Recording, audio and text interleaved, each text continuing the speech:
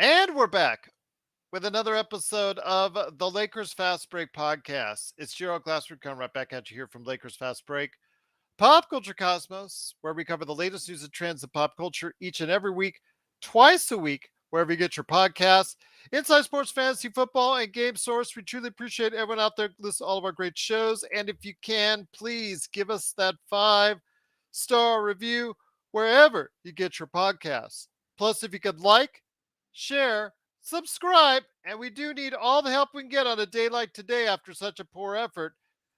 Please go ahead and help us out by like, share, subscribe, follow, or do whatever it is that you can to support us right here at the Lakers Fast Break, Pop Culture Cosmos, Game Source, Inside Sports Fantasy Football. Of course, the great folks at LakersBall.com.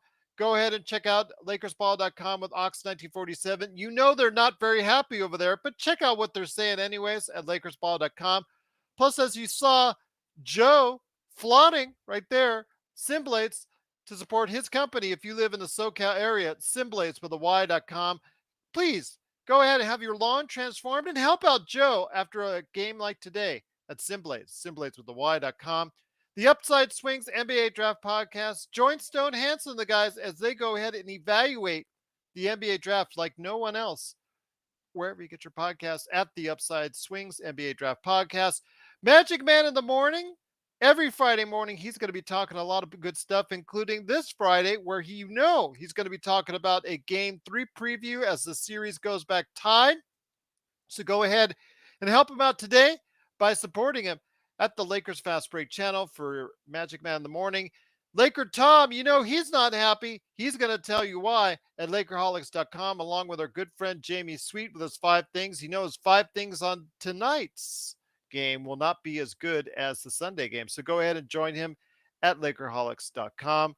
Plus, also as well, go ahead and support us again right there for you at Lakers Fast Break. Our Playback.tv live watch party was not exactly that fun this time around, but my gosh, the one-liners were flying. We were still trying to laugh it up.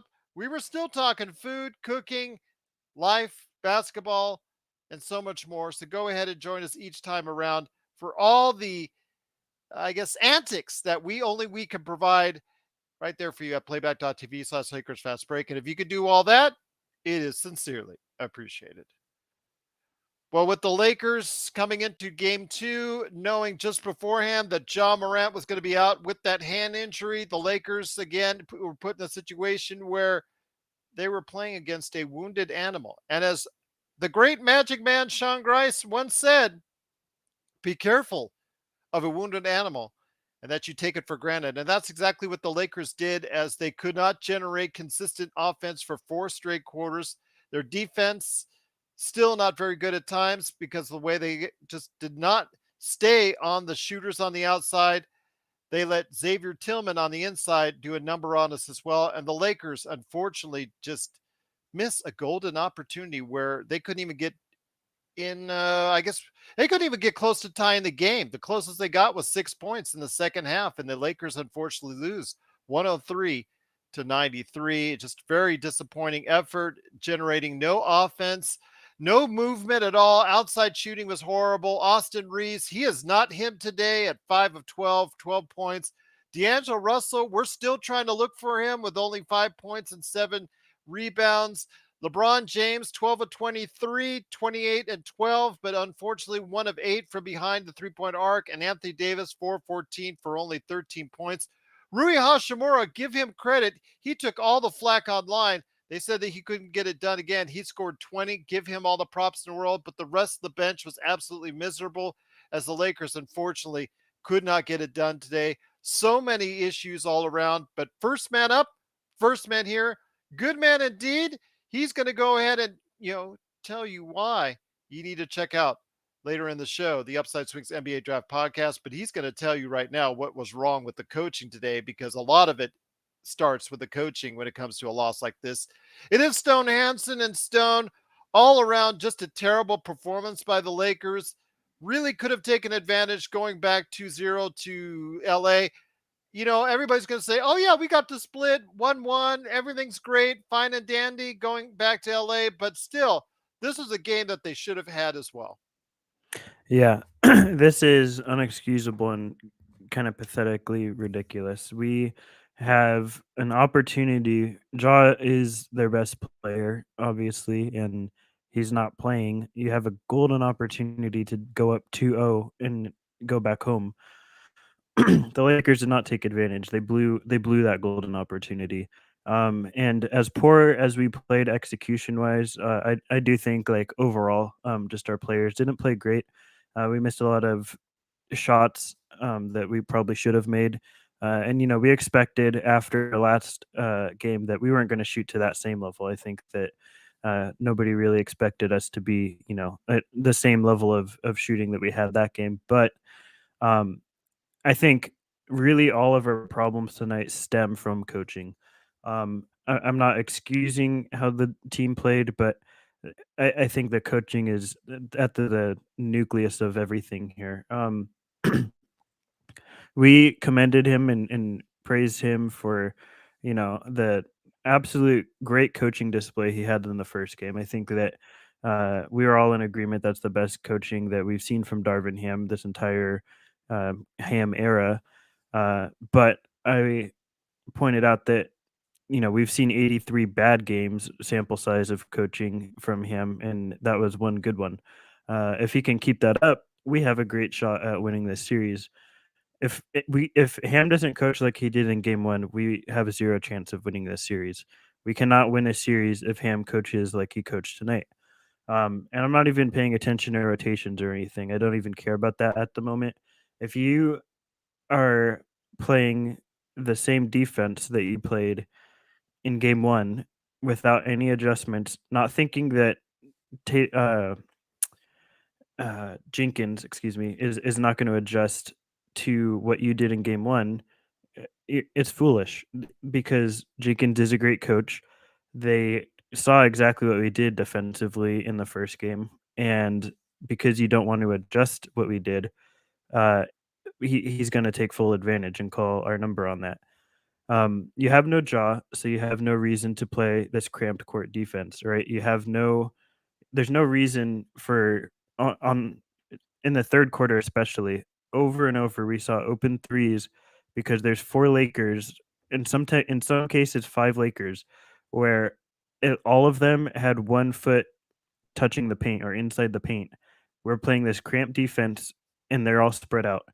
And when they go and pass it to the corner of the perimeter for a kick out, we now have to scramble over to get there. If we get there in time, which happened a few times, they'll pump fake for a flyby, get an open shot, or drive into the lane and draw a foul, or drive into the lane in the mid range area and pull Anthony Davis out, and you have a second cutter that goes straight to the rim for an easy bucket. They just did this over and over and over again, and we had no response to it. There is What nothing, no adjustment. what you're saying is they played like as if Ja Morant was still in the game. Exactly. They were playing exactly like Ja Morant was. The whole point of a cramped court defense is to limit driving, which is what Ja is best at, correct? But when you have no Ja Morant, that element is no longer needed. You do not need this defense, and now you're dealing with a 5 out or 4 out offense, and there's no adjustment made to that. I talked about it last game, and it made me frustrated. We got the win, but we didn't. We had the same defense for the entire game. There was no adjustments even within last game, and it worked for us because we got the win. We got the outcome that we wanted, but there's no adjustment made for 48 minutes. And tonight we had no adjustment for 48 minutes and played the same defense that we played in game one. We didn't even change the defense from one game to another and played. It's bad enough that we play it for a full game, but the fact that we're now playing it for a full series is even more concerning. Um, we we are, playing this defense that's not needed, that Memphis can pick apart because Jenkins is a good coach and knows how to exploit it. I talked about right before we got into the playoffs. The playoffs are a matter of exploitation and minimization of exploitation. That is what the playoffs are, and the coach's responsibility and job is to factor both those things in and make the most of them. If you look up and down and who's in the playoffs right now, Ham is by far the worst coach in the playoffs. I think Doc Rivers is the only guy that comes close, but Ham is by far. And you look historically, who has won or gone far in the playoffs? It's good coaches. Ham is not that. As long as we have Darvin Ham, I'm sorry to anyone that thought, we might have a shot at winning the championship because they had a really good stretch to end the season. That's not possible if Ham is the coach. You can only go as far as your coach can take you in the playoffs. And I know people don't want to hear this, and I know people are going to get mad at me because they believe in the Lakers and they want us to win. So do I. But I'm just being realistic here that you cannot win if you have a bad coach. It's just not a reality. And Ham is not a good coach, and he's not able to limit the bleeding of these exploitations, and he's not able to adjust exploitation wise. And if you look at our offense, I talked about it last game, sets like horn sets, double guard pick and rolls, things I had never seen Ham pull out of his bag before. And I was like, what is this? This is great. It's working. We're getting results from it.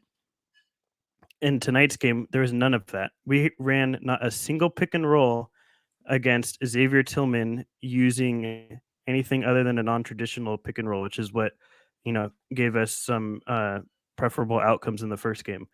We didn't have that in this game. We didn't run a single horn set. We ran no sets. If you go back and watch this, if you have League Pass or something, and I would implore you to do that. If you watch the Lakers, every time down the floor, it's somebody post up and hope that somebody cuts. There's no offensive scheme. There's no offensive set. It's just figure it out and hope that somebody can cut as somebody else posts up. And usually that's LeBron or AD. And hope that someone can cut. And the Grizzlies are able to adjust and bring in two defenders into the paint and clog everything for that. And there's no spacing. There's no movement in our offense. It's stagnation, which Gerald points out a lot, and he's right. And there's nothing because there's no one knows where to be on offense. No one knows what to do on offense because there's no scheme put in place. There's no set put in place. So now everyone's left wondering, what do I do? What is my role on offense? Because I don't have a defined position. And if you don't have that, then you're going to get these same results game after game. So the Lakers had, a golden opportunity. The Sacramento Kings are who we want to match up against in the second round. They're not playing against Draymond in the next game. They're up 2-0. We have a golden opportunity to win this series, move on to the Kings, and win that series because we match up really, really well against them.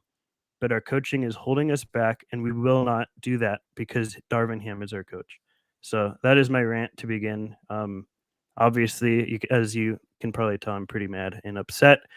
And this is not going to change as long as Darvin Ham is our coach. Once again, it's the Lakers fast break. The Lakers do unfortunately lose 103-93. That was Stone Hansen for you right there from the Upside Swings NBA Draft Podcast. I'm going to turn over the show right now because I got to go ahead and take care of something right now, and I will be back. But the man I'm going to turn it over to is a good man indeed. He's the mastermind behind Simblades with the Y.com, and also as well, LakersBall.com. You know they're not happy on Lakers Ball, and you know this guy is spearheading it as Oxide Team 47. It is Joe Soro, and Joe, I don't know if you could top that one today. That was a pretty good rant by Stone, aka Mini Joe Soro, on that one. I would go with what the contingency has already started, which. And just to let you know, guys, you guys handle your mutes because I'm going to be checking on that. I'll be back. Yes, thank you. Is Stone has Stone in his name, Stone Cold Hansen. That is a great name. So we're gonna when the crowd gives you a nickname, it's all for the better. And sometimes when you're on a team sport, you let the hot hand score. So for tonight, for those of you who are listening, I know you were probably expecting a rant from a different direction. Tonight, wanted to relinquish and assist Stone Cold Hansen in allowance of that rant. My interpretation of tonight's game is an interesting one. The Grizzlies before the game tonight had a record of 37-24 without Ja Morant playing, which means now it's 38-24. That's a pretty good record considering Ja Morant is really the only bona fide star. I mean, you can say Triple J is a star, sure, but I don't think he moves the needle in terms of star like Ja Morant, and I don't know anyone else on there. But we are – I can get into the details of the coaching, but I think Stone kind of already went through all that. What I don't understand is why are you not putting these guys in a position where you know they're going to succeed? So let's use AD as an example. AD was getting fronted. AD was getting physical. AD missed the first 2 or 3 shots, and it completely destroyed his confidence. And you know why? Because you didn't go back to him the rest of the way. You should have kept feeding him. You're talking about a guy who played 38 minutes, who only had 14 shots. And this guy is arguably your best player and the guy that can get you 2 points very easily. So I think Darvin Ham made a huge mistake not going back to AD and putting him in positions to get the ball deeper to the basket because he was getting fronted, because he was getting physical. Well, then you got to then set up an offense where you can get him deeper into the – and I've always had that issue with that anyways, but because AD is kind of a different breed where he's got more of a perimeter thing that could go and all that. But in this case, you guys had – I don't know if he was afraid of Triple J or whatever, but you should not be afraid of Triple – you shouldn't be afraid of anybody. You're AD. And I think Darvin Ham really missed an opportunity to get AD involved more throughout the game. And it just never happened after the first 5-6 minutes because, sometimes it happens. You miss shots and, it is what it is. But the only way you're going to get out of that rut is if you keep going at it, and they didn't do that. And LeBron playing this way, even though his numbers were good, is not a winning formula. It's just not. Him taking Steph Curry threes is a detriment to the offense because as soon as he misses that shot, you rarely get that rebound. And then the chippies, guys like Austin Reeves and D'Angelo Russell, they couldn't make any shots even within the 2 to 3 foot range. Looking at the box score tonight, you had your 2 point guards. Now, I don't count LeBron as a point guard, even though he is, but you had your 2 point guards in D'Angelo Russell and Dennis Schroeder have a total of 5 points. 5 points. So that's 30 minutes played by D'Angelo Russell, 16 minutes played by Dennis Schroeder. That means for all but 2 minutes, your 2 point guards got 5 points. And by the way, one of those guys had as many points as all of us watching right now. A goose egg. Can't do that, guys. If Schroeder has 10 points tonight, and if D'Angelo has 12 points tonight, would you say we win? I'd say pretty good because those guys missed shots in parts of the game that would have changed momentum. And that's another thing that I always want to preach when I'm telling people when you're watching the game. Pay attention to the momentum plays. Why is Rui having 2 of his best games right now? He's making timely shots. He's making smart decisions. He's going to his strengths. He didn't force any threes. When he got guarded in a way, he would use his footwork to get a better shot. I mean, this is standard basketball, guys. This isn't rocket science at this point. So going on a rant wasn't really my plan tonight. I just if this was a regular season game, which it really did feel like a regular season game to me, honestly, I think that's probably why I wasn't heated. It just felt like a January game. It felt like a January 12th game in Memphis when maybe 2 people were watching, and that's what it felt like. There was no excitement in this game. There was never any kind of, even though they got close a couple times, you never felt like they were gonna push over. They just couldn't. They didn't have it in them tonight. They didn't have the coaching on their making any kind of adjustments that would warrant a run that was legitimate. And now here we are. We're discussing a lost opportunity. If this game had Ja playing in it, I'd probably be less upset because it is what it is. You got the split in Memphis. Now let's go win the 2 games at home. But the fact that Ja didn't play and Triple J kind of hurt his ankle and you still didn't take advantage of it, that's not good. That's not good. I hope they can clean themselves up. The only way they make up for this loss is they got to win the next 2 games. You win the next 2 games, all is forgiven. However, and I'm going to end it on a bad note, unfortunately, Stone is saying something that's going to hurt, guys. I don't see us going far, and I saying far as in title, winning the title, with Darvin Ham as the coach. So even if they win this series, even if they beat Sacramento, I mean, they would have to go all the way for that to change. But then that would mean Darvin Ham coached well to get there. So we're gonna get a little bit of an understanding of that here, either very soon or in the distant future here. So that's kind of where we're on that. So Sean, I know I was saying this on our private chat, but I got to say, you look dashing in that new lighting over there in Toronto. We were pretty animated tonight on playback. For those of you who are not on playback, you got to be on playback. It's just imagine Peyton Manning and Eli Manning, but without the douchiness. Just, especially from, especially from Eli. I mean, Peyton I like. But Eli, he's always got this pretentious, just aura about him, like he's fake. I don't know. That's just not my interpretation. But Sean, what can you throw into this? And don't forget to unmute. What can you throw into this that we haven't already said, and that we can feed the audience even more information than we already have? First of all, Mr. Soro, I think most football fans, including myself, actually agree with your take on Eli Manning, but I digress. Oh man, it feels like I've got like a 95-year-old prostate right now in a 35-year-old man's urinary tract system. After what I saw, it just makes me want to just bleed from the eyes for the rest of my life, as George Carlin would say. Just terrible, Joe. Terrible. Lethargic is too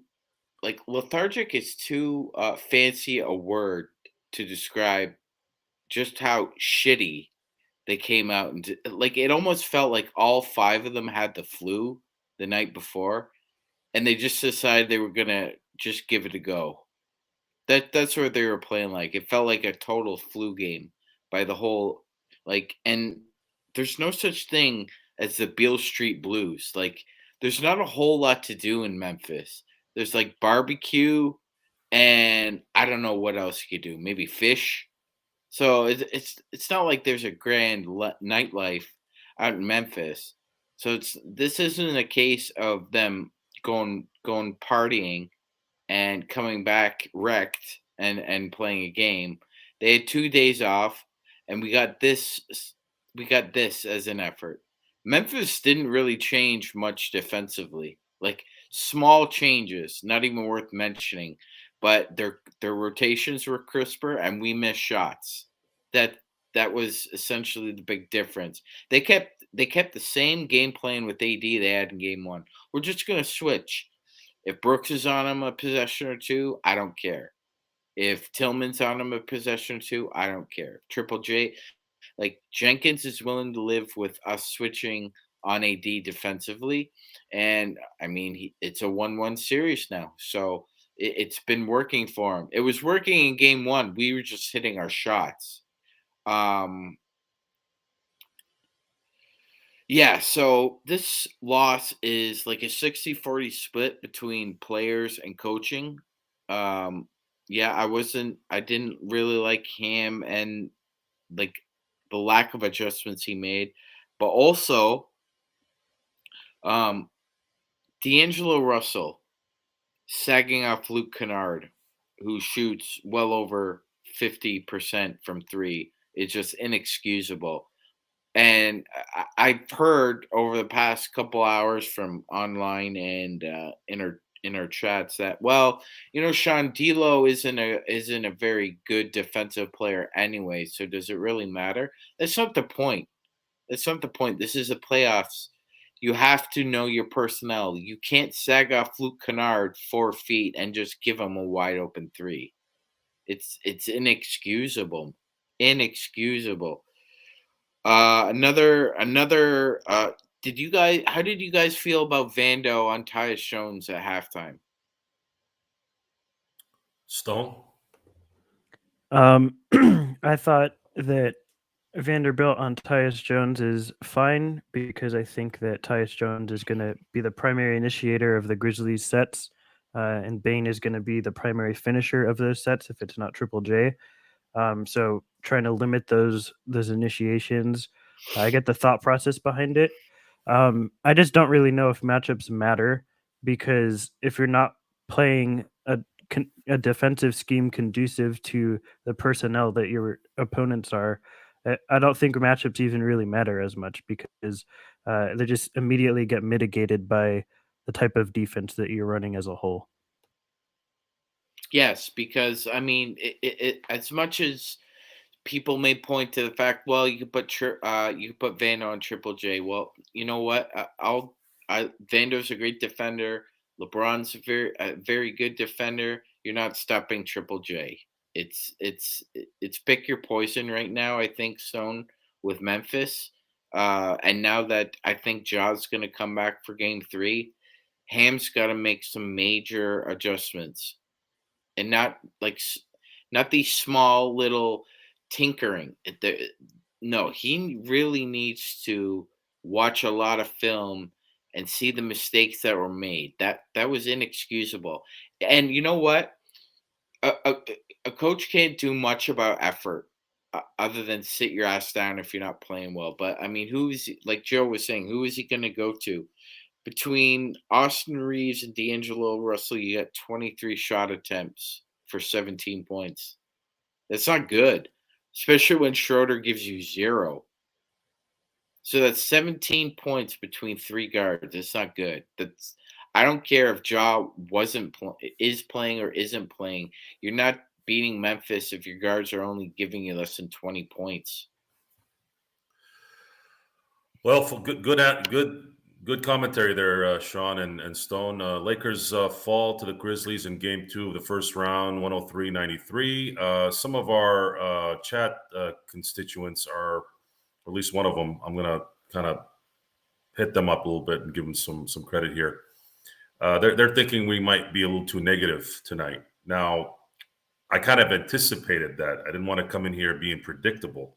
Stone is not being predictable. Stone has a legitimate problem that he's making aware of everything, and I have that same mindset on that. That this is not something that just happened tonight. This has been an issue, and if you guys if you have DVRs or if you can download the game and watch this game, Scarlett, for you specifically, I want you to watch the offense being run when LeBron is at the point, and watch how the offense moves. It's very easy to spot. It's very easy to spot what's not there. And when you're struggling on offense and you have no movement, it's worse. Now, here's what I love about the NBA, just so that you know I'm not inconsiderate, and I'm sure Stone will respect this. One of the things I cannot stand about college basketball is the team-oriented offense. What does that mean? Pass, pass, pass, pass, pass, pass. Try to find a little gap, shoot. Try to find a little gap, get to the hole. I can't stand that basketball. Can't stand it. Never have, never will. NBA, you can get away with individual performances. That's the whole point of the NBA. We champion the individual, and the individual has a huge effect on the game. The problem, though, is when it's not working, that's when you have to fall back to an offense. Example, when Michael Jordan was approached by Phil Jackson that they were going to run an equal opportunity offense, Michael Jordan thought Phil Jackson was out of his gourd. Okay? He thought, what the hell are you talking? No, this is not going to work. You guys saw the result of that. Again, because why? Well, for those of you who used to watch basketball back then, I was a little young, still remember some of the games. The Detroit Pistons would let Jordan do his thing and close everyone else off. And if you don't have anybody else involved in a team sport, you're going to put yourself at a disadvantage.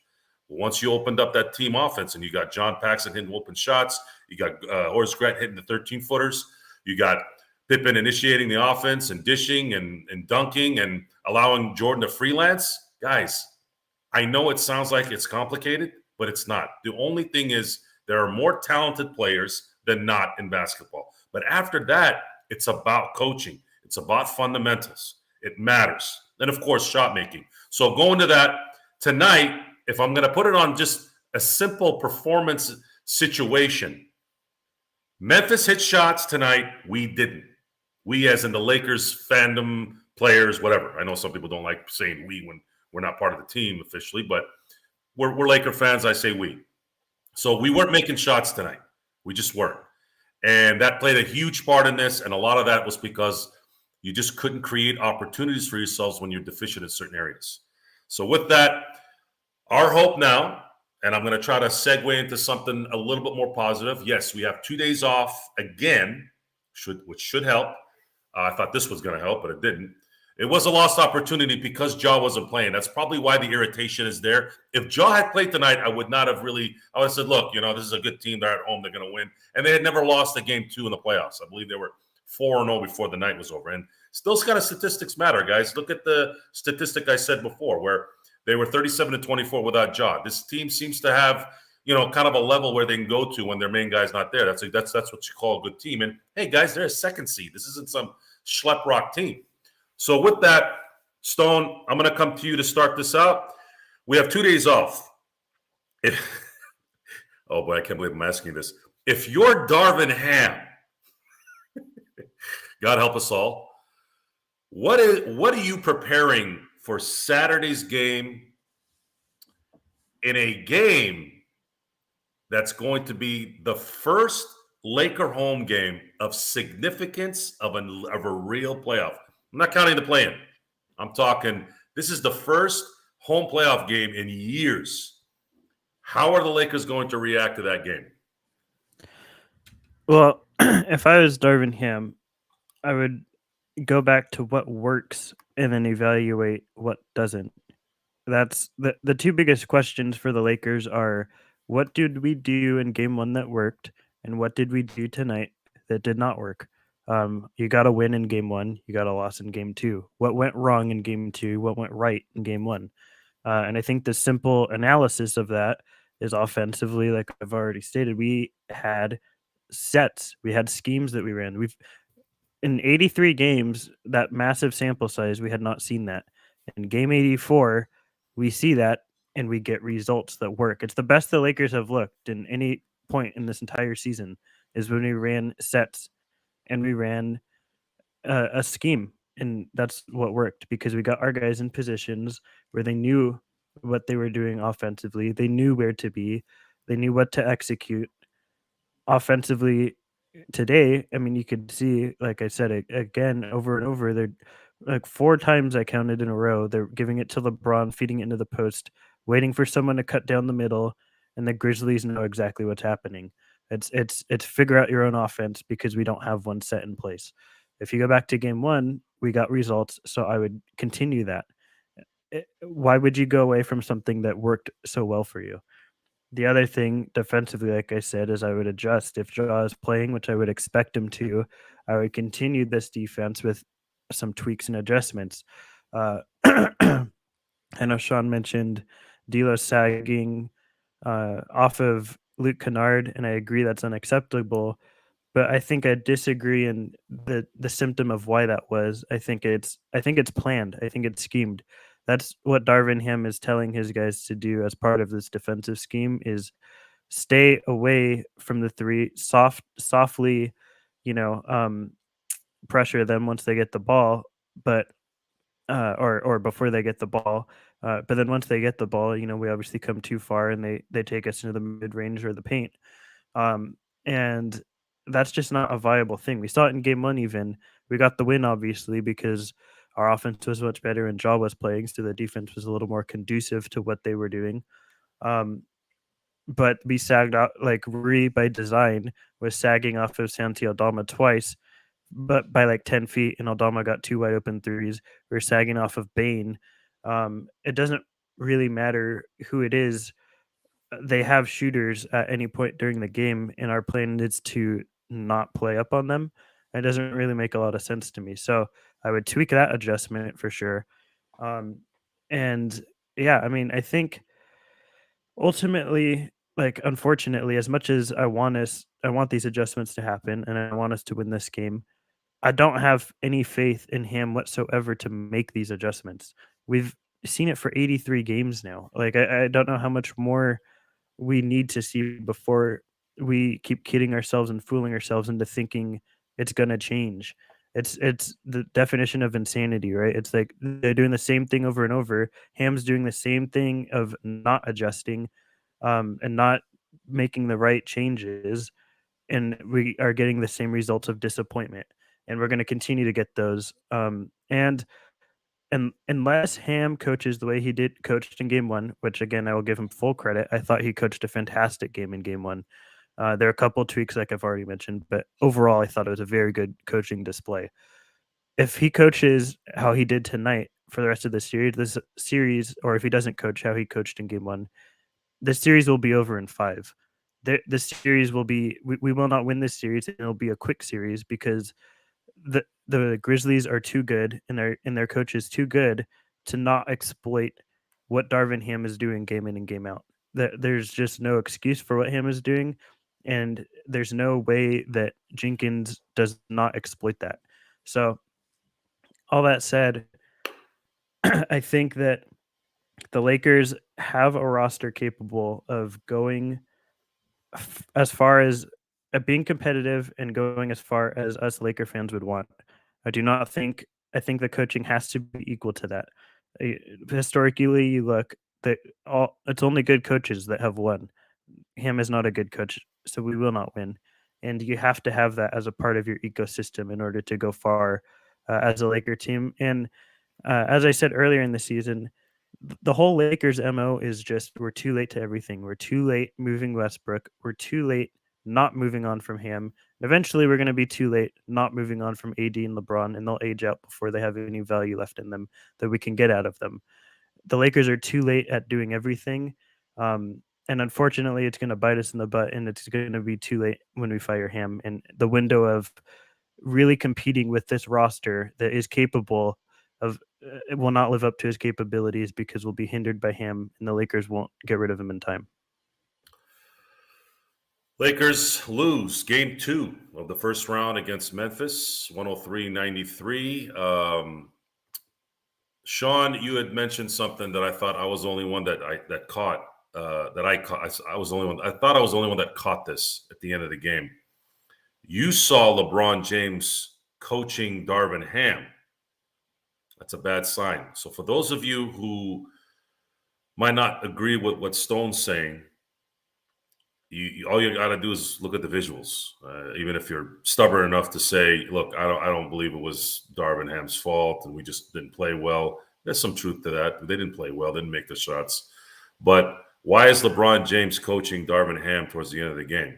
I don't remember Kobe Bryant coaching Phil Jackson or Michael Jordan coaching Phil Jackson when they were playing. It was basically get in this damn huddle and let's draw a play out. So, Sean, what is your assessment on that particular situation, and how can we get back to Darvin Ham coaching LeBron James in Game 3 on Saturday?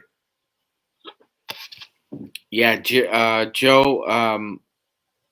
It's often said you got to stick with what works, right? If it ain't broke, don't fix it. And I don't know why he decided he needed to take the back of the guitar open and switch everything up again after you came out with a great game plan. It was almost like an ambush. It was almost like an offensive ambush that first quarter. He's running 1-3 pick and rolls, like Stone was saying. He's running double horns. He's doing stuff I hadn't seen him run all year long. And he went away from that. They went away from the element of surprise in game 2 and just decided, yeah, okay, we're gonna play the same way we played in game 1. And this is the NBA playoffs. You give scouts and coaches time to adjust. They're gonna pick you apart, man. Especially when you got a really good staff. Like I know everybody wants to give props to Jenkins, and that's true. But his staff is really good too. Like he was a first time head coach himself when he got that job, but he's managed to put a competent, confident staff around him. I'm not feeling the same way about Darvin Ham, Joe. I don't feel that he has a strong coaching staff. I think there are obviously strong coaches in the staff, but just collectively, it hasn't worked this year, Joe. Phil Handy is a really great developmental coach, but he's more of a one-on-one, working to hone your individual skills, so to speak, rather than 5-on-5. So it almost felt like like Ham was behind the eight ball already with the lack of a strong staff. Add into the fact that Jenkins is a better tactical coach than he is, and plus now you've got a 38-year-old legend basically coaching you up and trying to let you know what's not working. I if it was me, if it was up to me, I would if I was LeBron, I'd go, look, you're not running anything right now of any kind of competency. We let me take over the offense, but we've seen what happens with that too. It's just he goes into the post and it's usually an ISO, and he's not adjusting off the double or triples either, Joe. Like, I know we want guys to cut and guys to make their shots, but if you're LeBron, you got to come up with some better ideas of your own than just grabbing the ball 12 feet away and trying to bait a team into a double, and you're hoping to get triples off that. It's hey man, he loves playing NBA 2K. That's what it feels like a lot when you're watching. That's what it feels. It almost feels like a video game. Guys bunched up. You clear out one side and you get an isolation on the other. It looks like crap. It really does. And you could say, oh well, Sean, maybe it's not a traditional offense. There's a lot of misdirection, or there's a lot of optionality into it. Not really. No, it's just LeBron's been a virtuoso passer his entire career, and he can make it look like a functional offense, even when it's a pile of shit. Stone, you might not have been here when I used to use the analogy of LeBron James is very similar to Peyton Manning. Peyton Manning, many say, including myself, should have won more championships in his run. He was arguably the greatest regular season quarterback. I don't argue that. I think he is. He's the greatest regular season quarterback that I've ever watched. And this is before the really lackadaisical rules of today. This is, he had been around since 98 through 2010. That's the basis of where his career was. So can't sit there and say, well, you couldn't touch Peyton Manning. No, you could touch him back then, but you couldn't touch him, and you still couldn't touch him in most cases. So with that, when you have someone as dominant as LeBron James and Peyton Manning and self-proclaimed geniuses of their sport, and I say self-proclaimed, I'm not saying that Peyton Manning wasn't a genius. I'm not saying LeBron isn't really good at knowing basketball. The issue is a lot of times is when to let go and who is going to convey that message to you.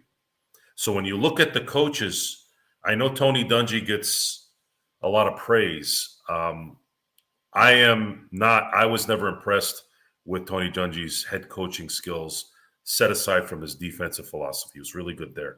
Anything else he wasn't great. He was good, but not great. LeBron has never played with a great coach. So what happens is in those two instances, you have two players that are dominant, the dominance and the dominant of their sport, and they are the alpha and the omega of that offense. This is what you see. You see an all Peyton Manning offense. You see an all LeBron offense. Whatever philosophy the coach has is really irrelevant. It's going to just go through them, and they're going to be running it. They're essentially the coaches on the court. So My question to you, Stone, on that is: Do you think that might be one of the main reasons why Darvin Ham can't coach an offense? Because LeBron's the quarterback of this thing, and LeBron wants to do what he's doing for the last 20 years. To a degree, maybe, but I think that ultimately two things. The number one thing would be ultimately as a coach, you have the responsibility to establish the relationship coming in of what the authority balance is, right? That's your job as the coach to establish that. If you want to make sure that LeBron has a large amount of input in what is ran and how the team is ran, then establish that from day one and be like, hey, you have this much amount of input. I have the final say, whatever the case may be. Regardless of however that conversation went when Ham initially got there, I think that it's beyond clear at this point that Ham is just not good at coaching. Like I think that LeBron has declined. I think that is also undeniable. We see in the half court he's not as explosive around the rim. In the open court is a bit different, so don't get on me that he's not super athletic anymore. Around the rim, he's just not the same level of athlete. He's not he's had like a lot of bad turnovers in the final, 10, 15 games that we've watched. LeBron's declined a little bit. I'm not saying he's bad or anything. He's still an elite player, but he's not the 2012 LeBron he is.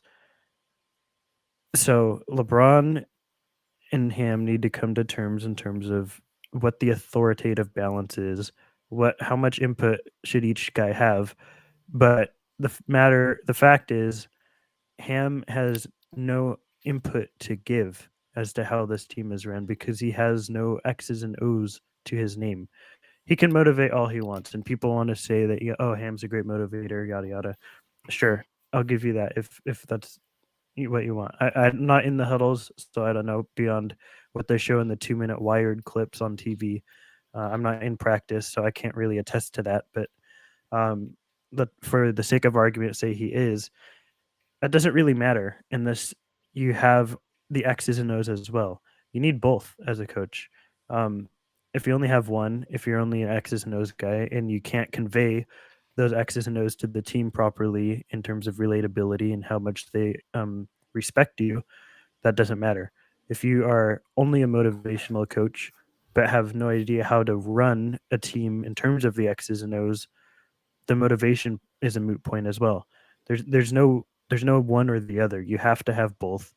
And it's very clear, I think, we've had however many games at this point, 85 games, that there is no X's and O's for Darvin Ham. There isn't that. So regardless of, how much LeBron runs this team or anything, it's up to Ham ultimately to implement something when LeBron, like you mentioned earlier, Joe, if the stars aren't getting what they want or the looks that they want, there needs to be at the very least, some sort of backup plan that you can go to and be like, at least we have this set to rely upon to get us a spark, to get us something going. But if you don't even have that, then there is no point to being the coach of the Los Angeles Lakers. And that's just what it is. I don't really care at this point if people disagree with me because I've watched for 85 games now what Darvin Ham is, and I have my own conclusion now. I don't need one more game to see if he's going to adjust, to see if he's going to be something else. I already know. What he is. So to say that he might change, you're fooling yourself. I do think that this team is capable of going far, and I think under other people, it may go farther than what it will this year. But ultimately, the Lakers don't have the necessary X's and O's in place to make everything happen. So that's just what it is. And unfortunately, I wish I was wrong, but unfortunately, we have 84 games and one good game of good coaching as evidence to back that up. Coming hot and heavy, baby. Joe, Yes, sir. I'd like to chime in with something here. It's really important. I'm getting hammered by my people, by the way. A lot of people. There's a lot of talk about right now possibly inserting Rui into the starting lineup and putting Austin Reeves back on the bench. That would be a huge mistake. Huge mistake. First of all, he really didn't have as bad of a game as people are making him out to be. His first half wasn't good, but he finished with 12, 5 of 4, which isn't terrible. He just didn't have any help from his other two guards. A coach can't build your confidence, but they can kill it real quick. And I think if Ham decided right now to put Austin Reeves on the bench, I think that might head fuck him. Well, I'll tell you what. If that happened, Stone Cold Hansen's assessment of Darvin Ham would only be solidified more. We're not looking for a different starting lineup here. We're talking about adjusting for each game and adjusting quarter by quarter if possible, or per series if you have to. At some point, a team I know this team hasn't been together this whole year, which might be playing a factor in that. I don't know. Well, we're talking about Band-Aids at this point. Like, this team doesn't need Band-Aids. It needs surgery. Well, it's. I think to some degree we might be overreacting on the loss. Well, the issue is there's too many holes. I know what we're. dike. Yeah, I know what we're looking at. We're looking at it from a. You want to fill the hole that has just popped, but when you try and fill that dike, another couple pop out. This is what's happening. It's going to continue to happen. It's so game one showed me a little bit of what's possible. Whether they can be consistent that way is what we're kind of waiting for. I don't know if I'm yet going to go to the abyss yet, although the Darvin Ham thing is not something I can disagree with. It's just he's you can tell when someone knows what they're doing. You can just tell. There's plenty of rookie coaches that I've seen. Hell, some of them won championships recently even. You know they know what they're doing. And Darvin Ham, unfortunately, more often than not, looks like he doesn't know what he's doing. If you don't know what you're doing, it's very hard to win a championship. And that's the problem here, guys. We are here to win a championship. If the Lakers don't win a championship this year, this is an unmitigated failure, regardless of all the unfair things that have happened. Oh, we have to wait till the trade deadline to get our players. And that's, Stone said that it was too late to get this thing fixed. And he's right. But at the same time, we had no choice either. These players were not available in December or in January. They were available right before the deadline because that's what these guys did. They use it for leverage to see who's going to bite, who's going to do this.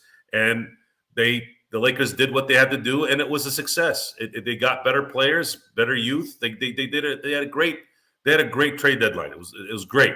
However, I have said that this team needs a training camp, and I say this team as in everyone that's on the team.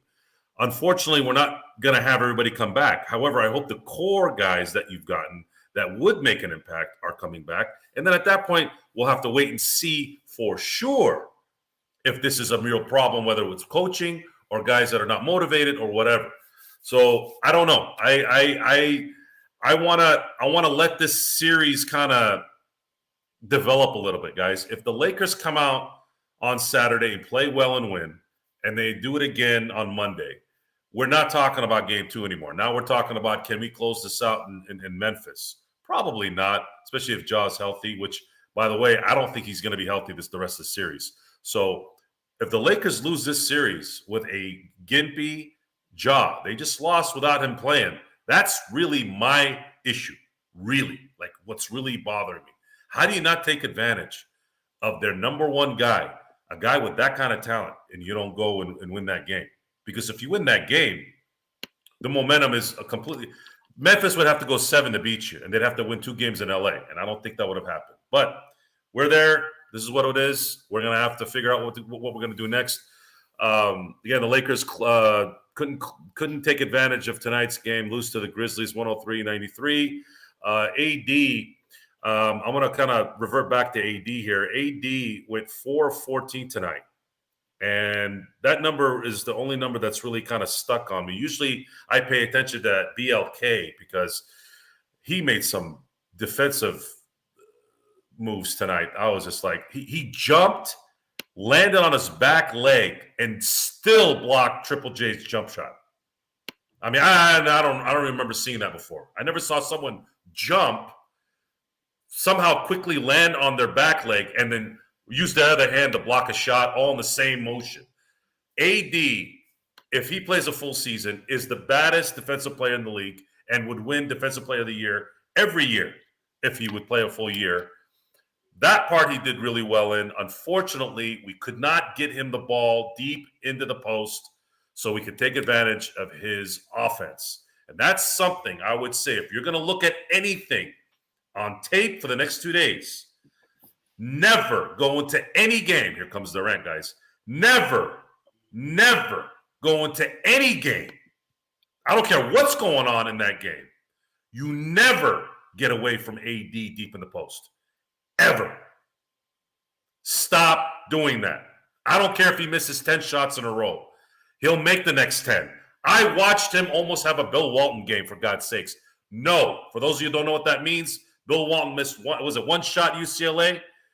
During the championship game or the Final Four? I can't remember what it was, but point is, AD can go into a mode where he doesn't miss. You do not stop feeding Anthony Davis, especially when he's playing defense like that. Feed him the ball. I don't care what's going on. If you're not getting shots for him, at least he'll open up things for the guys, because I didn't see any spacing tonight at all. I barely saw any open shots. If there was one thing that Memphis really hammered the Lakers in tonight, is we didn't get hardly any looks from three. We just didn't, because we weren't doing any kind of inside out. We weren't doing any kind of pick and roll. We weren't swinging the ball well enough to the other side of the court. We weren't doing anything because, I don't know. I guess we'd have to ask Darvin Ham that. But again, I know Memphis played a good game too. You got to give them credit as well. Sometimes the other team plays well, but again, you have the talent on this Laker team to adjust. Okay, offense is number one right now. It's not defense. No matter how good your defense is, offense still rules. You got to take advantage of those guys that can hit shots and give them space, and definitely feed the guy that's your number one guy down in the post. So that's what I'm going to be looking for in Game 3. Stone, I don't know what else we can discuss in terms of the inefficiency of the coaching, but I'm thinking let's talk more about how are we going to run this offense on Saturday with the crowd behind you this time instead of playing on the road. I know the Lakers have been playing really well on the road, but I'm thinking first Laker home game that has any meaning in the playoffs for a very long time. Are they going to be motivated and ecstatic? And I'm turning into Chris Farley from Saturday Night Live. Are we going to come out and say, this is our house? By the way, Jeannie, Rob, I want to see the golden armor on Saturday and Monday. I don't want to see that purple crap. Okay? Laker gold, Saturday, Monday. Win those 2 games. Game 2 is a memory. Then you have a chance at closing out either Game 5 or Game 6. Yeah, I think that I do want to make sure that it's clear that I'm not excusing how the Lakers performed tonight.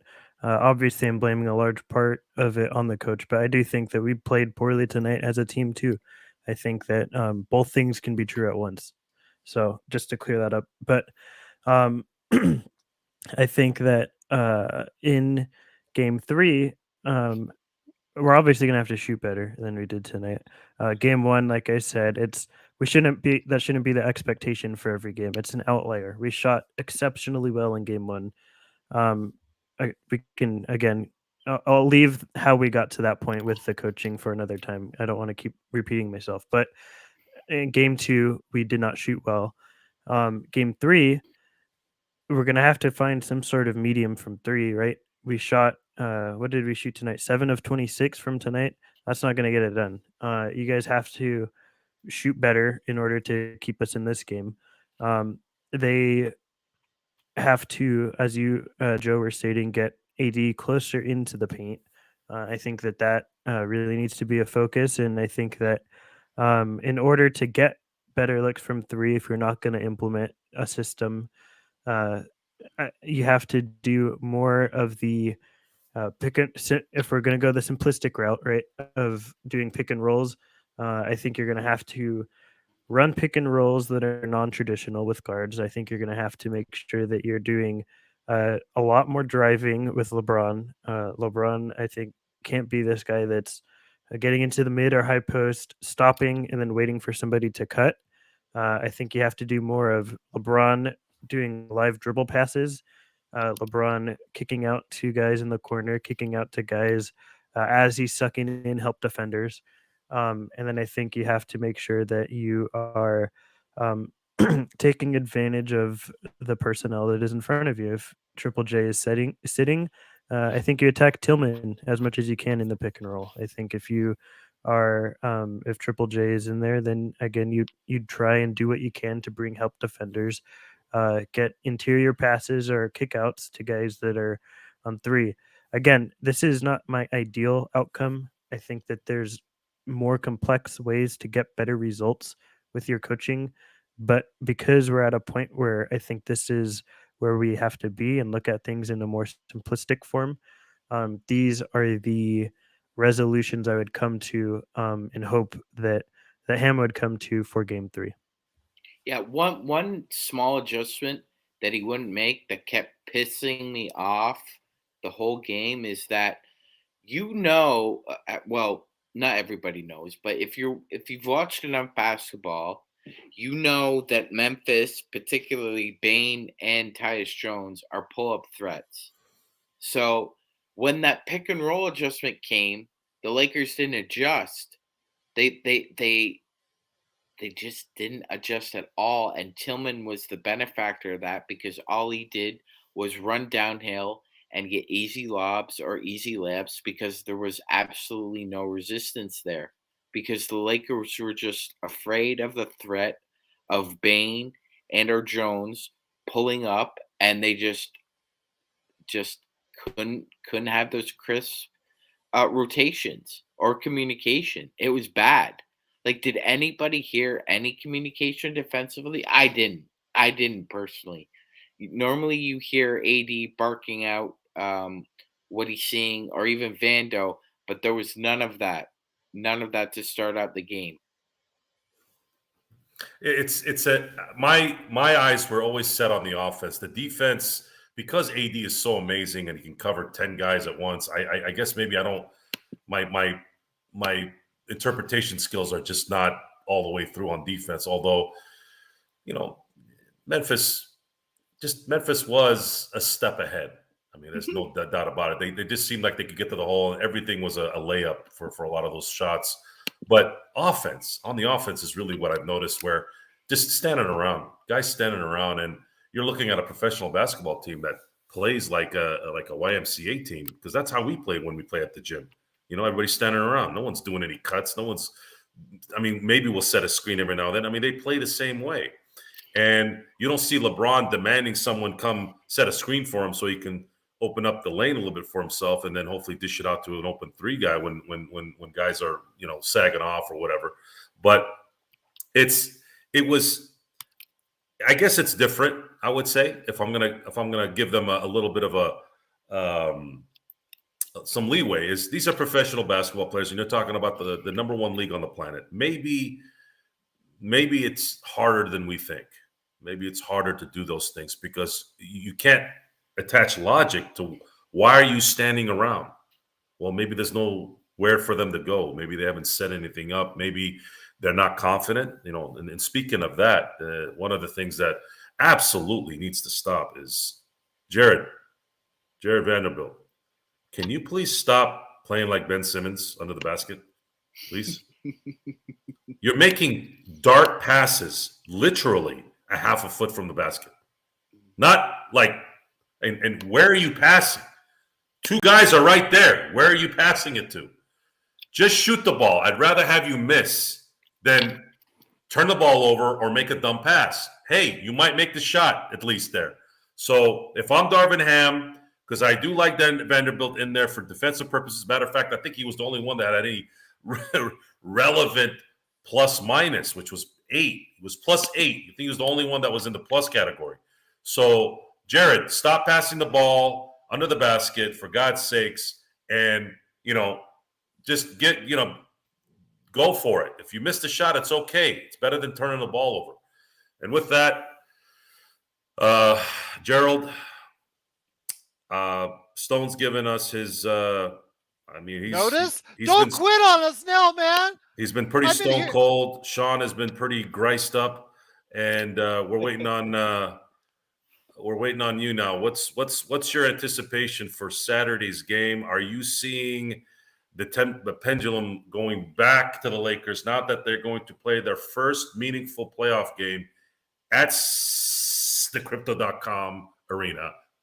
Crypto.com arena? It's Staples. What is your assessment on that? Can we bounce back? Will Darvin Ham be a good coach ever?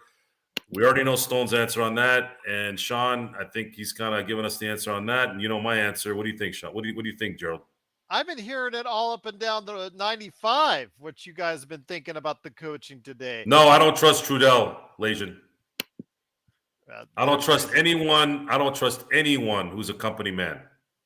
Because those are the type of people who look the other way when bad things happen.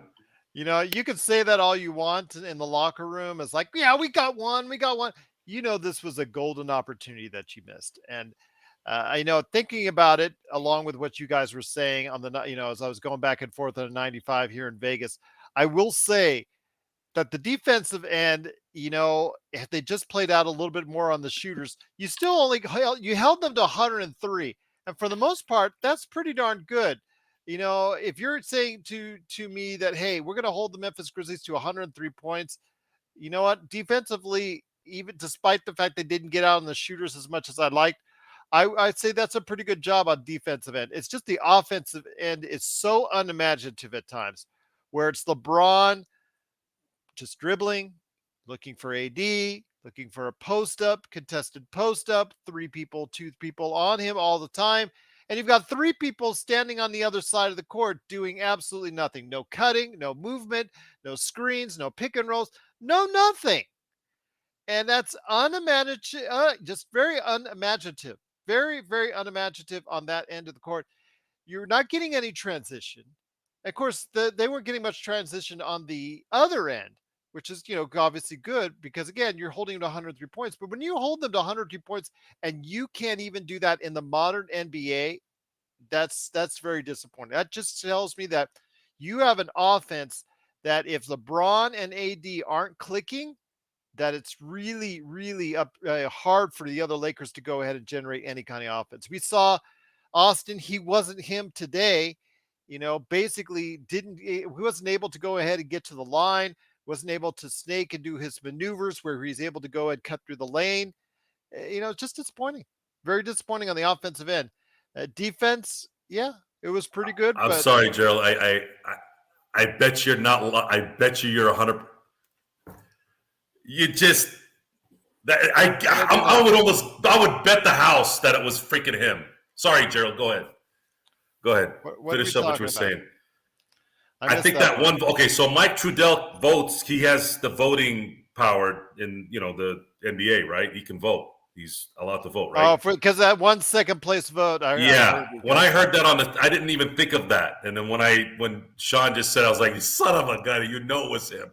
So that's what I was telling you about company guys, okay? I'm not talking about loyalty to a company. I'm talking about a guy that has his tongue so far up that corporate's ass that he speaks for them. It's again that privileged group of Lakers, that Lakers group core, that Lakers inner core of reporters / bloggers / whatever that are all just tied in with each other. We're on the outside and we can sometimes see a lot clearer because of that. And that's something I think that benefits you, the audience out there from the Lakers Fast Break, is that we are giving you this analysis free of worrying about whether we're not going to get a interview with LeBron or AD or not.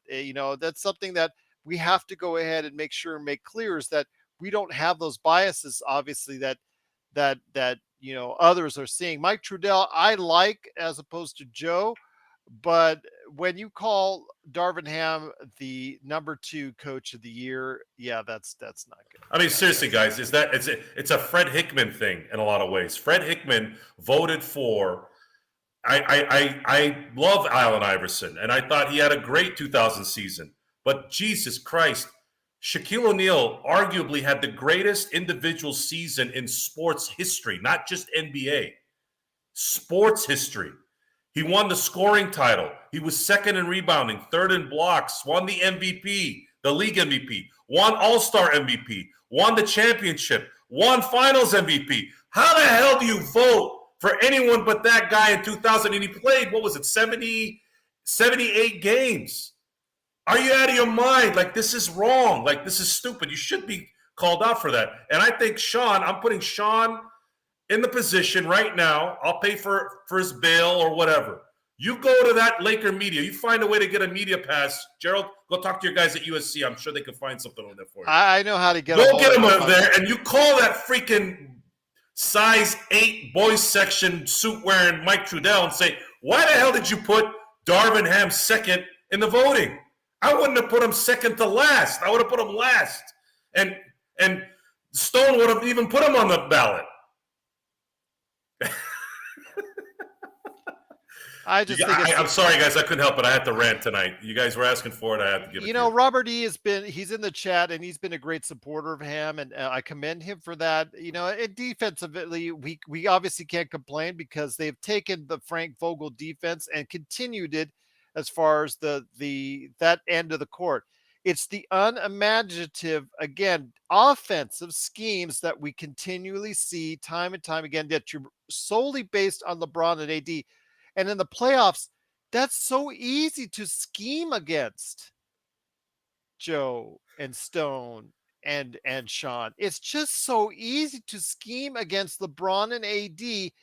And this team has more talent now after the trades than that. They can do other things besides just isolating LeBron and AD all the time. I think for us, for our fans here who are on the chat, number one chat in the game, let's look at this after all the dissecting of this thing.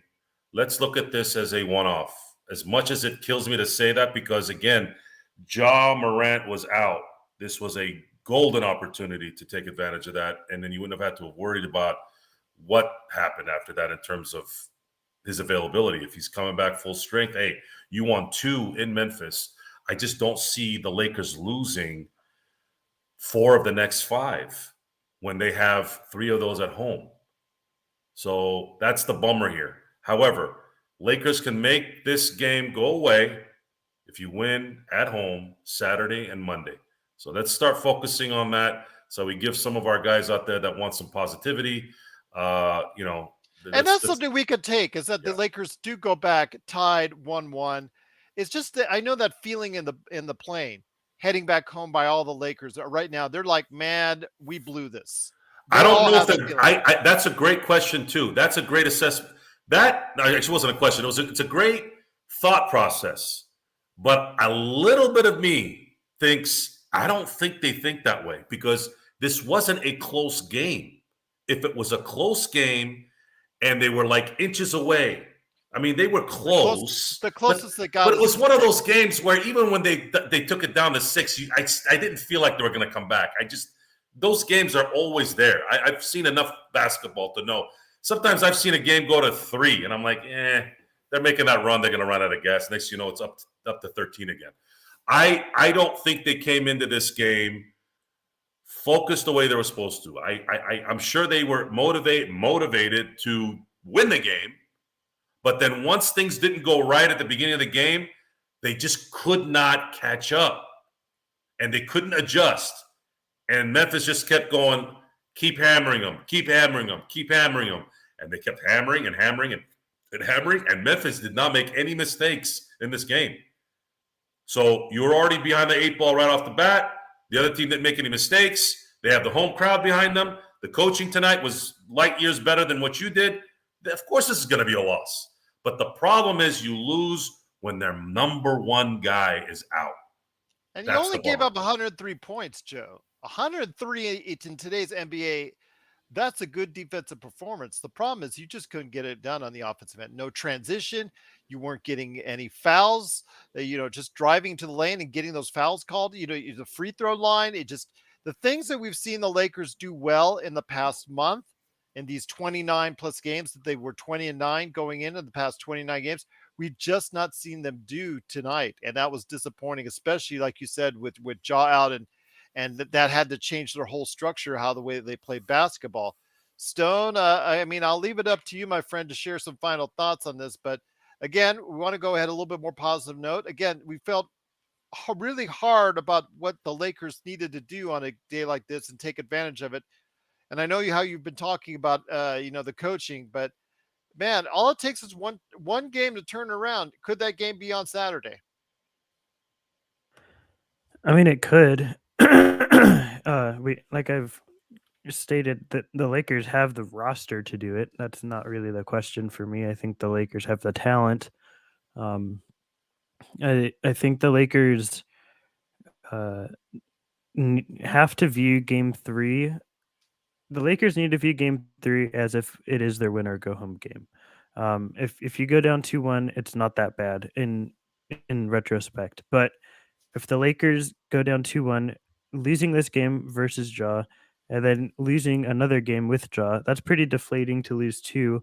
One when you had a golden opportunity to win when Ja wasn't there, and one in your first game back to the Lakers arena in a full playoff mode that hasn't been there for years. We haven't been in the actual playoffs for a bit. If you lose those two games, that's going to, take the wind out of whatever cells are left pretty quickly. So I think that they really have to view every game is vital in the playoffs. I won't pretend that no game isn't vital, but I think this one, however much you can say, is even more vital with those circumstances in place. Once again, it's the Lakers fast break. The Lakers do lose 103-93. Joe or Sean, any last thoughts before we head on out, my friends? So our esteemed colleague, Nick Molina Jr., just sent the link to all our emails. And I've just copied the link to our chat room. Stone, you want to close your ears on this one? LeBron coaching Darvin Ham. It's worse than I'm saying it. So watch it at your own risk. So for those of you who want to badmouth Stone Hansen, watch that video. And if I catch you in a dark alley, I'm going to kill you. That's a joke. That's a joke. I haven't killed anybody. A joke. And That's I never will. That is a joke indeed. But Sean, any thoughts before we head on out, my friend? Sean, you're on mute. Yeah. There he is. I got him. As much as we like watching your lips move, we like the sound too. Absolutely. Yeah, it's like, yeah, it's true. It's true that like a lot of our flaws got exposed, but we knew that, unfortunately, we have a couple players who aren't exactly two-way players. When Russell's offense isn't going, he can't really do much for you defensively. And we saw the reverse with Vando. If Vando's defense isn't rolling, he doesn't give you anything offensively either, Gerald. So it's kind of a sum zero effect with those guys at best, because one is great defensively, the other isn't. And the other one is a great offensive player, and the other one isn't. So we just got the worst aspect of all of those guys. On top of that, AD only has 14 shot attempts. Why is kind of unexplainable at this point. You're a number 2 option. It's a playoff game. You need to have more than 14 shots, especially considering the fact that D'Lo and Reeves almost had as many as you did.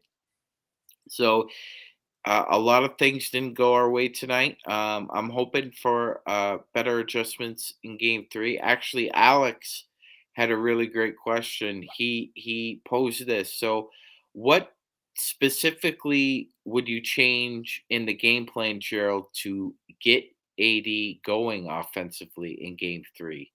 I would make sure you spread out that situation where you have LeBron dribbling like 20 times right in front of AD and just getting it over to him, making it so easy for the defense to go ahead and double and triple team him is just really unimaginative. You need to spread out the ball, maybe go on more pick and rolls.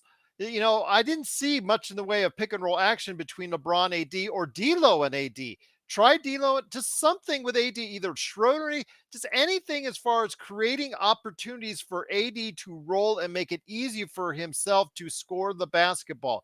Spread out a little bit more, but also when he gets the ball or LeBron gets the ball, try some movement, either ball or man movement. I've been saying this all year like a dead, it's just again and again and again and again. Ball or man movement needs to be more predominant in our offense. You need to have some more energy. You just need to have some more creativity in the offensive scheme outside of just LeBron and AD, because again, in a matchup where the defense is paramount, and these teams, even the Sacramento Kings, were seeing as far as turning up their defense up like 10 notches in the playoffs. You got to make sure you're a little bit more creative on offense to keep that defense off of its, just off of focusing on one particular thing. So that's probably what I do. That's the first thing I do is just create easier opportunities for AD to flourish, and also be more aggressive in driving to the basket and getting those fouls. Don't be afraid to get a block by Triple J. Just try to go ahead and get that ball a little bit more aggressively to the basket, because they're better in transition and they're better when they're getting to the free throw line. And because we've seen all season, when the Lakers are really getting to the free throw line, they can take over a ball game. So I'll leave it at that. But again, the defense, I can't really complain too much on, outside of just honing in a little bit more on the shooters. But, holding them to 103 points was the only bright spot. And hopefully if they do that again on Saturday, they should win, because you cannot get two straight 93-point performances from the Lakers. I think that even the Lakers will find it easier to be in transition and to be more effective on the offensive end at home. So, guys, it's been great conversation. The chat room has been outstanding once again. So many names, so many new names. I'm just so appreciative of everyone being a part of our conversation and chat today. If you have not subscribed already, please do so to get the latest notifications on when we go live on the air with the latest Lakers Fast Break. We've got Lakers snack packs all over the place. Friday morning, guess who? Right over there, right there. He is going to be going ahead of MagicMan in the morning, right there, giving you a little bit of an update of what's going on with the Lakers game as they head into Game 3. We've got more NBA observations, Lakers snack packs, so much more, plus also post game. And again, as Joe said earlier, Joe mentioned you got to be part of our playback.tv/Lakers Fast Break. We break it down for you live as it's happening. Stone is magnificent on that. Joe, he is really Joe. Uncut Joe there for you. And what are you trying to say? I'm trying to say you're pretty uncut on our playback.tv. Call me an a-hole in front of everybody now? No, but I have on playback.tv/Lakers Fast Break. And Sean, he was a little bit raw on this show. He's even more raw. He was actually getting feisty with Joe on playback.tv/Lakers Fast Break. Everybody seems to get some fingers were flying. Yeah, everybody gets feisty with Joe on playback.tv/Lakers Fast Break. It's kind of amusing, I actually think. Because I can get under everyone's. Well, actually, the way the Lakers were playing tonight, that got under my skin. I told you I had to check out and go ahead and make some food. Look, Lonnie Walker would have been the key to the game. Out. Should have got Lonnie Walker in there. Yeah, should have got Lonnie Walker. For fried chicken's sake, let's go ahead and get Lonnie Walker in there. Anything would have mattered as far as to get the offense going, and I don't think that would have been a bad option. Although, again, Laker Tom, Mo Bamba, Mo Bamba was the key, not getting him in there. So I would have Stone, taken a beer vendor over Dennis Schroeder tonight. oh Got my as God. many points as him. Well, you talked about it, Sean. Good game, okay game, or 2 good games, 1 bad game, and 1 okay game. He's had his bad game and his okay game. So it's Now we're gonna we're get 2 getting good ones. we're getting the good ones. You're right, yes, Gerald. You're we're right. getting Okay. the good Yeah. ones. Yep, yep. Should And have that's got right. Giambi in there. Yeah, we maybe should have got Yeah. Giambi in there. You never know. Absolutely. But Stone, go ahead and let everybody know again why people need to check out the Upside Swings NBA Draft podcast. I do know that people were asking about it, and I know you had updates for them on stuff that you recorded this week. Yeah, we just dropped a new episode today about some wings. Chris Murray and Jalen Wilson, Jalen Slauson, Jaime Hawkes for Laker fans that happen to also be UCLA fans, such as Laker Tom, and then Alex Fudge as well. So those are the names we covered in the latest episode that dropped today. For anyone interested in guys that might be going at pick 17 or 47 for the Lakers, or even undrafted free agent names that we could look out for, we'll be covering all of those. Yeah, so hopefully I didn't make too many people mad today, and they don't hate my guts and don't want to listen. But I was frustrated, so I let my feelings be known. Stone, you I'd are rather be nowhere Dylan, Alex. I'd rather be Dylan. okay. I was gonna say, wouldn't you want to be Pat Bev? He's looking to get 13 to 15 million this summer. That's what he said. So I'd rather be a limp deer in Komodo Island than Pat Bev. okay. Fair enough. Fair enough. And Stone, don't worry. You will never, ever, in your wildest dreams on this show, hit the heights or the lows as Joe's hit. According to all the comments and the emails that I've got. But Joe's, he brings them in, and he also sends them home. Indeed. So yep. He gets them one way or the other. He's gonna get you watching and listening. And that's great for us here at the Lakers Fast Break. Just like your awesome analysis, Sean's great stories, and everything that he brings with his analysis, and Laker Tom, Jamie Sweet, Nick Molina, who stopped by today for the snack pack as well. It's such a great crowd that we have as far as it's concerned. I feel so blessed. We've got so many great opportunities here at the Lakers Fast Break to go ahead and provide you the best of coverage. Kenneth Stone, also as well, John McCalian, also as well, L. Rob. So many great people as part of what we do here at the Lakers Fast Break. Cannot thank them and you enough for being a part of it. So for Stone Hansen from the Upside Swings NBA Draft Podcast, Joe Soro, he's the man indeed from Simblades with the Y.com. And go ahead and check out the new logo, by the way, his new logo, his work right there. And also LakersBall.com and MagicMan, the morning host, Sean Grice. It's Gerald Glassford. We'll be back tomorrow to go ahead and see what we can refocus on now that we'll have 24 hours to think about more about today's game. Hopefully we'll go ahead and think about more stuff that we could talk about on tomorrow's shows or show.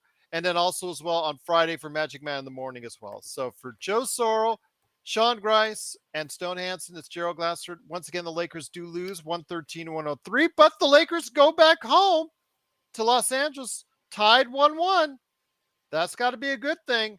And hopefully it will continue to be 3-1 by the time they head back to Memphis. But we'll find out this weekend right here at the Lakers Fast Break Podcast.